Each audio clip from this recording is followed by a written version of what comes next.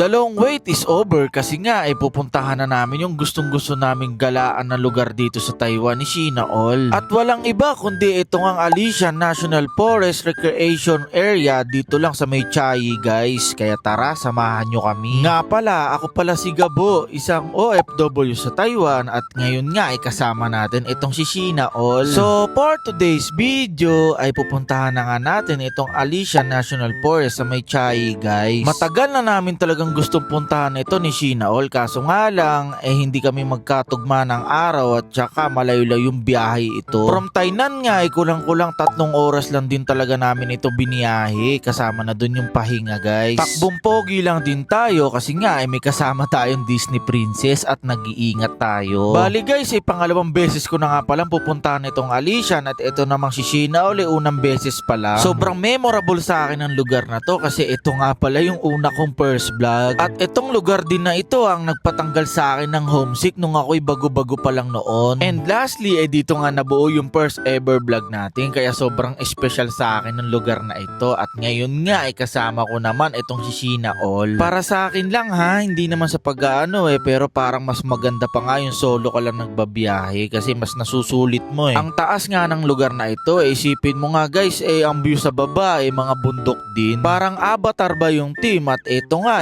konting likot lang matapos yung 3 oras na biyahe natin nandito na nga tayo sa May Alishan. Kaya dali-dali na ako pumasok sa loob at para makapaggala-gala na din. 200 NT nga pala per person ang bayad dito at 20 NT naman for parking. Pero pwede ka rin naman magpark sa labas, kaso nga lang mas pinili namin sa loob para iwas lakad na din. Kasi literal na puro lakad talaga gagawin mo dito guys kasi sobrang lawak ng lugar na ito sobrang solid nga itong baggy pants ni Idol Moreno ng Taiwan.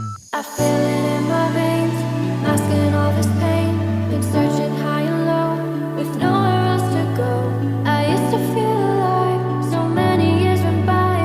I wish I had more time, just wanna feel alright. Stars across the sky, guide me home. No more crying, it's time to go. Been searching for you, high and low. I need to know, where did you go? Magte-train na lang kami papunta sa May Shopping Station at maglalakad na lang kami pabalik dito sa May Alishan Station. 100 NT nga lang pala per person ang bayad dito.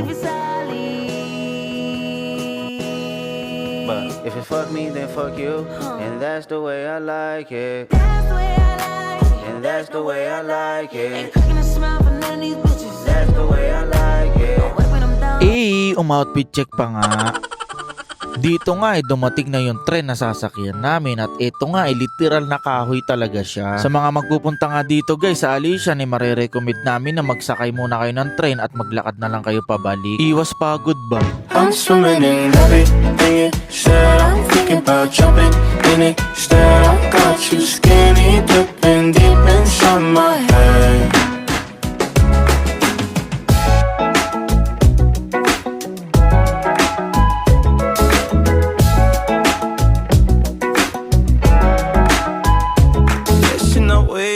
Touch me. I don't know much about love, but I keep on checking my phone to see when you're home or when you want me to pull up.